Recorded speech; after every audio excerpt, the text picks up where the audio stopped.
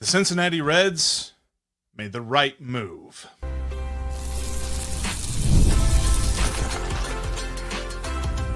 You are Locked On Reds, your daily Cincinnati Reds podcast, part of the Locked On Podcast Network, your team every day.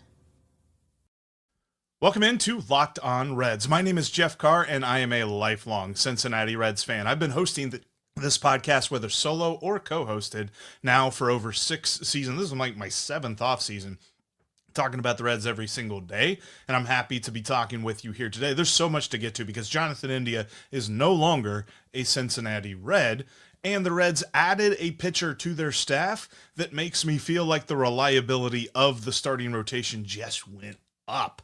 I feel like this is a good trade. We will discuss why on this emergency live edition of the Locked On Reds podcast that is brought to you by FanDuel. Check out FanDuel today at FanDuel.com and make every moment more. New users with their first $5 winning bet can win $150 in bonus bets. All right, let's start off with this because Jonathan India has been traded to the Kansas City Royals. The first report came last weekend, really the most concrete rumors that we had seen about Jonathan India really in about the last 16 months. I mean, you remember last offseason, it really got going with the whole idea of, well, you know, the Reds are kind of okay thinking about possibly trading Jonathan India.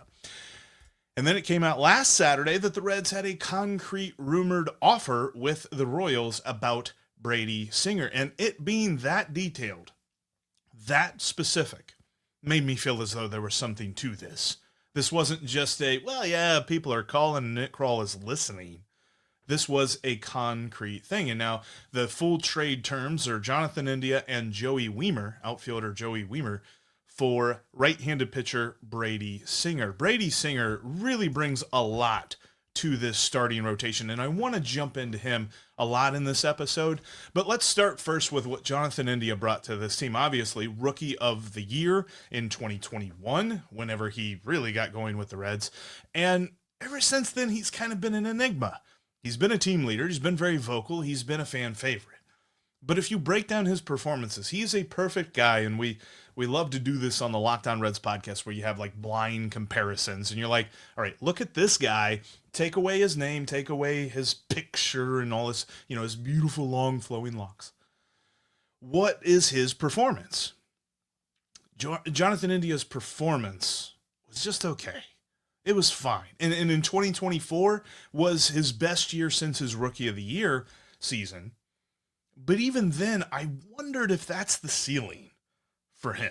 Jonathan India was fantastic with his plate discipline. He did not strike out very much. He walked a lot. He was a good asset as an on-base machine in the leadoff spot. But if you needed a big hit, it wasn't him. And if you really needed a good play at second base, it wasn't him either. Now, I say that knowing that he improved, and we've said this on the podcast too, that he improved with the glove statistically at second base. But I think we all know his limitations. There were quite a few times during the season where we're like, are you going to turn a double play at any point? There were quite a few times during the season where it's like, he's going to get to that ball, he's going to stop that ball, but he's not going to be able to throw that guy out. His arm was fit for second base. So the big thing here, and it's only, kismet that I'm wearing the Matt McLain t-shirt tonight, is that with Matt McLain showing that he is healthy, he is ready to go, he's going to hit the ground running when they get to Goodyear in February. He looked good in the Arizona Fall League. He looked healthy in the Arizona Fall League. He's ready to play. If Matt McLain is ready to play, he's your second baseman because he's the best second baseman on the roster. And he's probably arguably better defensively, at least on a consistency basis, than Elly De La Cruz, although Elly De La Cruz has a far higher ceiling than does Matt McLain with the glove at shortstop. But you can make the argument that Matt McLain can play shortstop too. There's something about India that the versatility just isn't there. And with the Reds signing Santiago Espinal I want to say it was like an hour before the trade was reported with the Royals, then I thought that was kind of it. Because you can't have Santiago Espinal and Jonathan India on the same bench. We have been saying, and everydayers will know on the Locked On Reds podcast, we've been saying ever since the rumor came about that the best value that Jonathan India could bring to this roster was through a trade that improved it in other ways. Because he wasn't going to get the number of at-bats that he got last year with a healthy Matt McLain, with, fingers crossed, Lord willing, a healthy Christian Encarnacion Strand, and hopefully a bit of a bounce back from Noelvi Marte.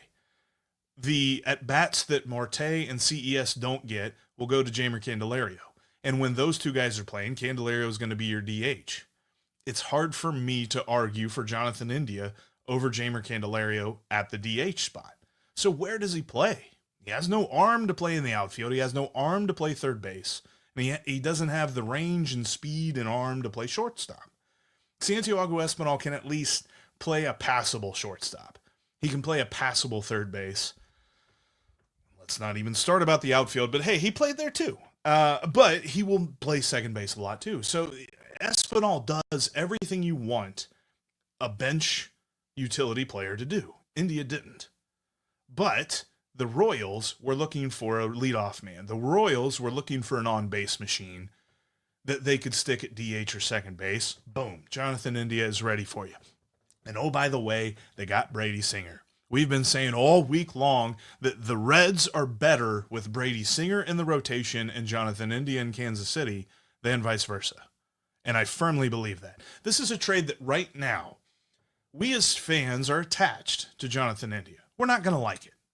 I still have some reservations about it. I'm not saying that I am 1,000% like, yeah, I had to get rid of Jonathan India for Brady Singer for this one specific trade. This is a perfect trade, but it's a good trade for the Reds and for the Royals. I think it's good for both sides. And I know people don't like to hear that. They want to say, well, the Reds obviously won the deal, or the Royals obviously. I think both teams win this deal. Joey Wiemer's kind of a throw-in. I think that, you know, the reported rumor that Ken Rosenthal first broke with C. Trent Rosecrans last weekend was that the two teams weren't close when it was a 1-for-1 of India for Singer. But if Joey Wiemer was all it took to get it done, then I'm totally okay with that. Look, Joey Wiemer could have been a fun story, UC grad, all this other stuff, but the Reds gave him 2 plate appearances and decided that's all they needed from him last year. Last year, when the outfield was bad, when, as I mentioned a moment ago, Santiago Espinal got looks and right. Santiago Espinal got more plate appearances as an outfielder than Joey Wiemer did last year. They weren't going to give him the opportunity or the work that he needed to prove he could be the Reds' everyday outfielder. So that just wasn't going to happen. This was a trade born out of opportunity, and this was a trade that Nick Krall got right. I believe that that will bear itself out as the season goes along. Sitting here on November 22nd, Friday, you know, the snow melted. There was snow on the ground like 12 hours ago. You couldn't tell me that now because there isn't any. But getting ready for Turkey Day next week, it probably doesn't feel like a great deal. But I'm telling you, in August, when we're looking back and Brady Singer hasn't missed a start, we're going to love this deal. And Brady Singer is the biggest reason why. So I wanted to start off with Jonathan India because he has brought so much to this team over the last couple of years, albeit from a performance that you could objectively say was okay and not really that great. But he really worked hard for this team. And now he is working hard as a good trade chip to bring in the kind of starting pitcher that makes you feel good about this starting rotation. We all love watching sports, and one of the other things we love about sports is making the right pick. And there's no better place that I love to make picks than over at FanDuel, because that's the best way to get some cash based on your sports knowledge. I use FanDuel all the time, whether it comes to football or basketball's going on. You got NHL, everything going on. Of course, off-season baseball as well. You got your baseball futures that you can jump in on, like the 60-1 odds for the Reds to win the World Series next year. Look, I get it. They shouldn't be favorites, but they shouldn't be ignored either. Terry Francona looks at that 60-1 and he says, hold my beer. Check out that over at FanDuel today. By the way, new users as well. If you win your first $5 bet, you can get $150 in bonus bets. That's over at FanDuel. They make it so easy to make your picks. You can find all the information on the game that you're watching and other games going on all in the same place that you make your wagers. That's FanDuel.com, the official sportsbook of Locked On. We are talking Reds baseball here today, every day, all week, all month, all year long. Make sure you subscribe to get at least 30 minutes of Reds talk in your feed every single day. And I appreciate everybody live here on this emergency edition of the Locked On Reds podcast, talking about Jonathan India and Joey Wiemer heading to Kansas City and Brady Singer coming back. Appreciate everybody down in the chat. Matt Yates puts it nicely. Loved India. Don't love seeing him gone, but it's a good deal. Shocked they made the move more than anything. And that's where I'm at too. My first initial thought is, yes, I love this deal, but I'm kind of interested that the Reds actually made a creative move. And then you also had some other folks talking in. I love Jonathan Lynn's point of view. This is great for the team with too many middle infielders on the roster. And that's the case as well. Like, we have talked about Nick Krall's adverse feelings about trading prospects. So if you're not going to trade prospects and you're not going to spend big on free agency, you got to improve the roster some way. And Brady Singer doesn't actually make that much more than Jonathan India. I think through arbitration, I think he's going to make like $7 or $8 million this year, but that's only like $1 to $1.5 million more than what Jonathan India was making. And Robert Davis makes this point, and this is how I'm going to segue into this, is that Singer has shown that he's an innings eater, something that the Reds have needed. Brady Singer is not going to be the staff ace.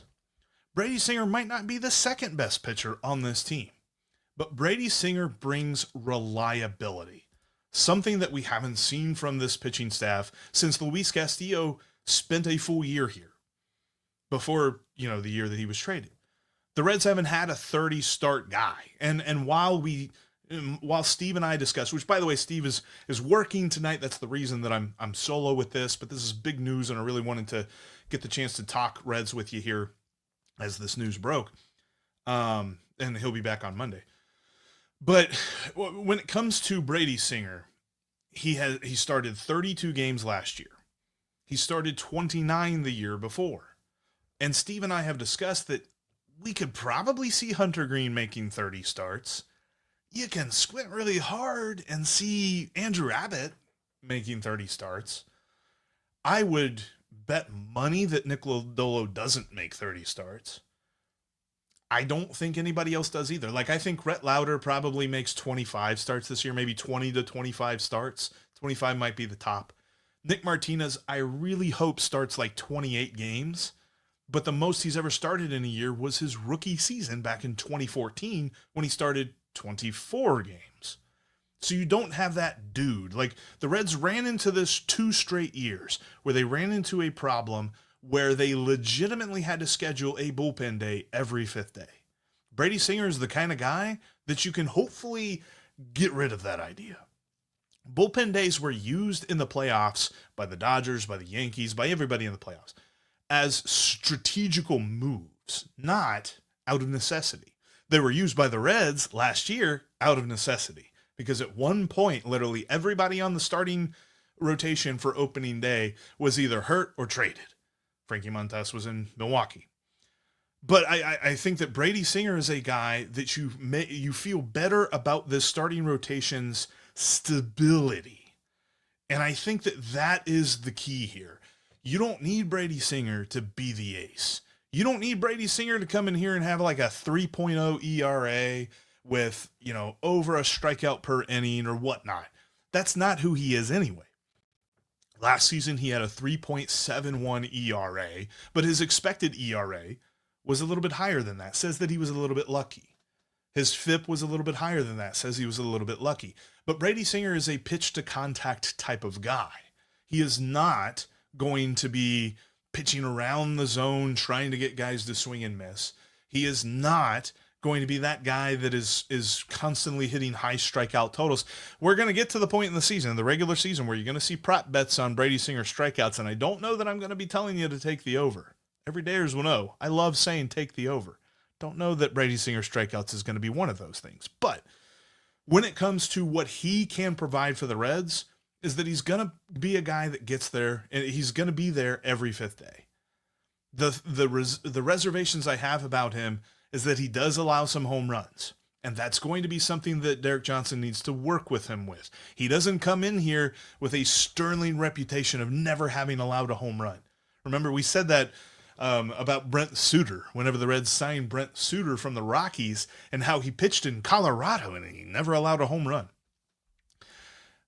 Brady Singer allowed home runs in Kauffman Stadium. Kauffman Stadium is not a home run park. So there's going to be a little bit of concern with that. And there have been concerns. I've already talked with a few of our Locked On hosts from some other Locked On shows around the league that are like, I don't know if I love this deal for the Reds, but I do.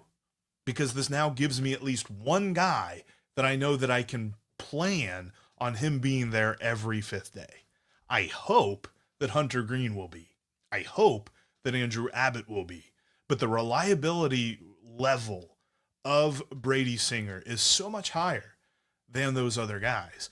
Now, a little bit about Brady Singer, because he is a sinker slider type pitcher. Very different from what the Reds have on their current, really anybody on the pitching staff, but definitely on the starting rotation. His sinker averages about 92, 93 miles an hour. He's not going to blow anybody's doors off. But his sinker and his slider keep the ball on the ground. Last year, he had a 48% ground ball rate. He was good enough to be in the top 20% of the league with that. That's not something that the Reds excelled at. And quite frankly, it's something that we're going to have to ask the infield to be better about whenever the ball is hit on the ground. Let's turn those into outs. But that's not on Brady Singer. Brady Singer just got to get the ball on the ground. And he's very good at doing that. He also is elite. And when you look at his Baseball Savant page, as I love to do, he is elite at getting extension. So Baseball Savant is able to track whenever a guy is in his motion, his mechanics, when he releases the ball, is he closer to home plate or further away than other pitchers? He's closer to home plate. So while his velocity is low on the gun, it plays up because of the extension. So hitters are going to be a little bit deceived by Brady Singer. And quite frankly, if you go back and you look at the start that he pitched in Cincinnati of last year, there's a little bit of that I think the Reds were watching and they're like, this could be a guy. Because he threw 6 shutout innings with 6 Ks and a walk. He did allow 5 hits, but he was able to scatter all of those. So there's something to it that, yeah, it's one game. I'm not going to say that is what we should expect. Shutouts every day. Brady Singer, baby, for the Cy Young. But he is reliable. And this is the kind of guy that hopefully gives you 5 to 6 innings every time out, every fifth day. He already comes into this pitching staff. When we go into spring training and we start previewing position groups and things like this, he pitched more innings than anybody. Hunter Green led the team in innings last year. He threw 150 and a third innings. Brady Singer threw 179 and 2/3 innings. I love this deal.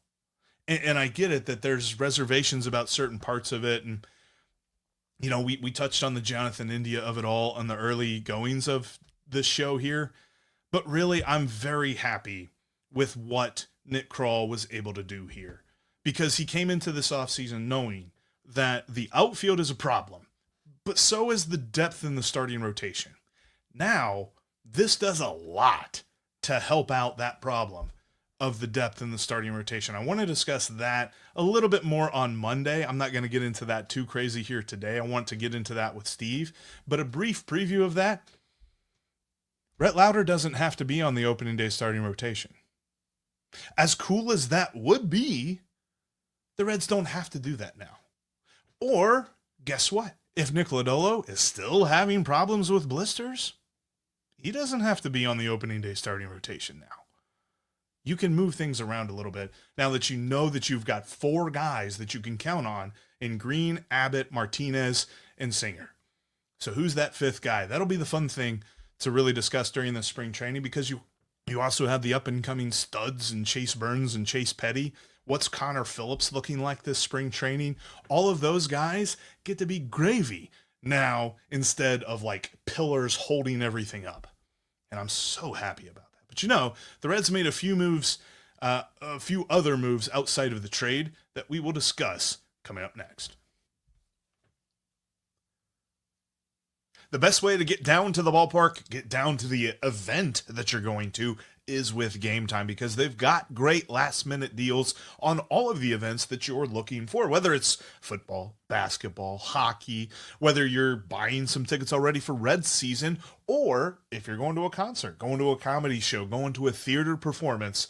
Gametime has you covered. Steve and I always do this throughout the baseball season, throughout the football season. We go down to the banks, post up in a nice spot, wait till close to the beginning of the event, and we check out the deals that they've got, because they're all about the last minute deals. Plus, they give you all the information you need. If you're going to a brand new ballpark or a brand new venue, then you can see the view from your seat. Download the Gametime app today, create an account, and use the code LOCKEDONMLB, and you'll save an extra $20 off your first purchase. So you add on to the savings that Gametime is already providing with the promo code LOCKEDONMLB. You'll save that $20 off. What time is it?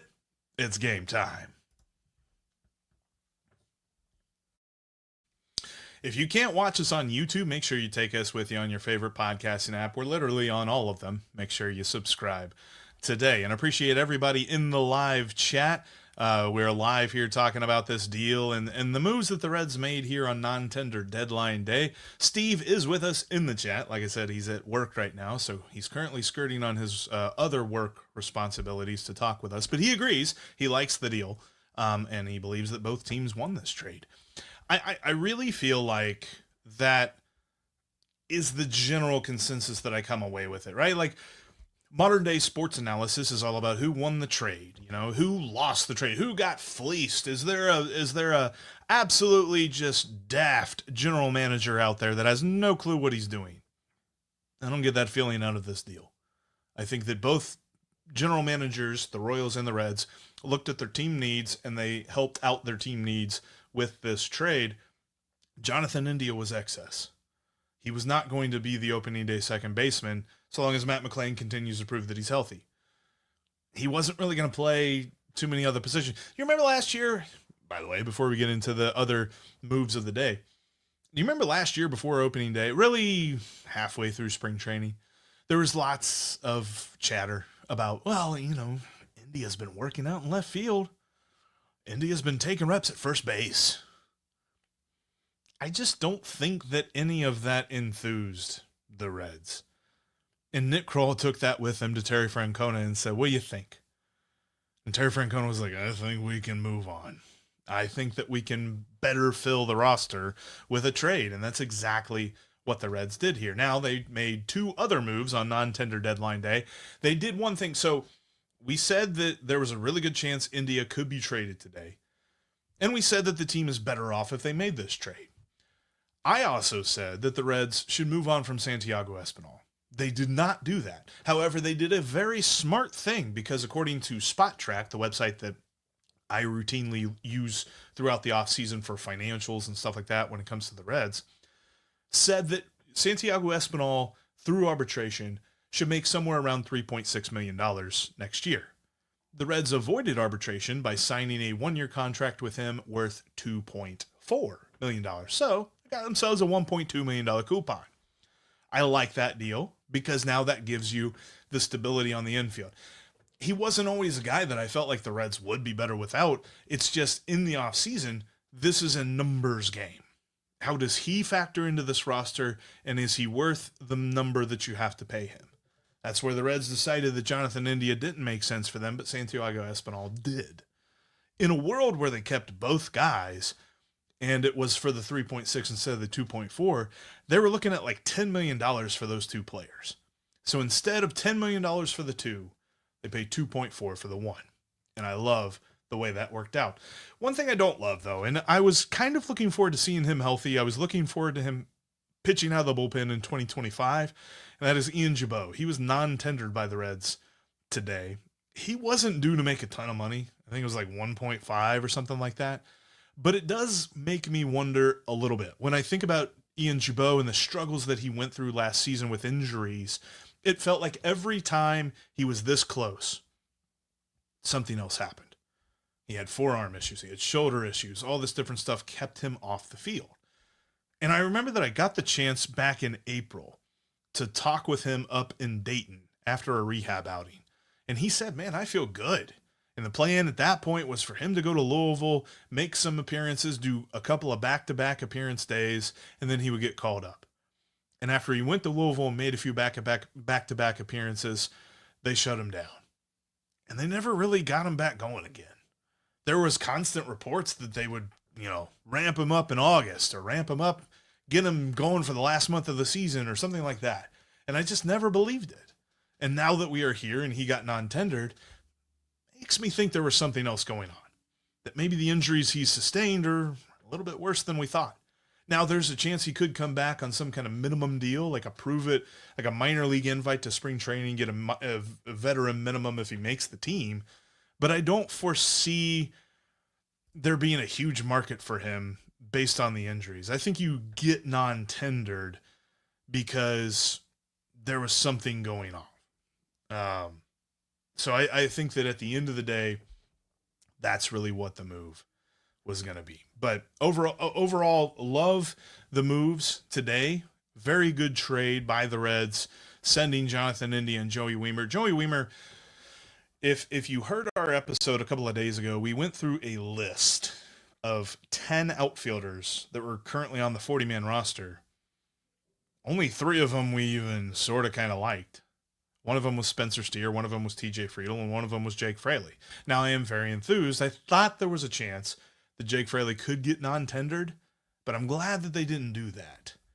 So I'm looking forward to seeing what he can bring to the team next year. He is at least projected to make somewhere around $2 to $2.5 million. So I'll be interested to see that. But coming up on Monday, going to discuss more in depth with Steve about what this rotation looks like, about how this move really helps out Rhett Lauder, really helps out Chase Burns and Chase Petty, the Chases. We should just call them the Chase firm or something, the Chase law firm, Chase squared. I don't know, Chase Petty, Chase Burns. And how it helps out Connor Phillips. Like all those guys, I think this is a good move for the team, but this is also a good move individually for them. But I appreciate you for joining me on this live Locked On Reds edition. After the Reds make a trade, we're going to be with you all throughout the offseason. This is what you can expect from Locked On Reds. If big news happens, we're going to be there. And I still think there's a couple of big moves to be made, whether they be trades or free agent additions. They need an outfielder. That's got to happen. You can't go through this offseason and not get an outfielder to help out this group. So that should be coming, and we'll be here with you whenever it does. But thank you so much for making Locked On Reds part of your day. We'll be talking with you here on Monday because we are Locked On Reds every single day.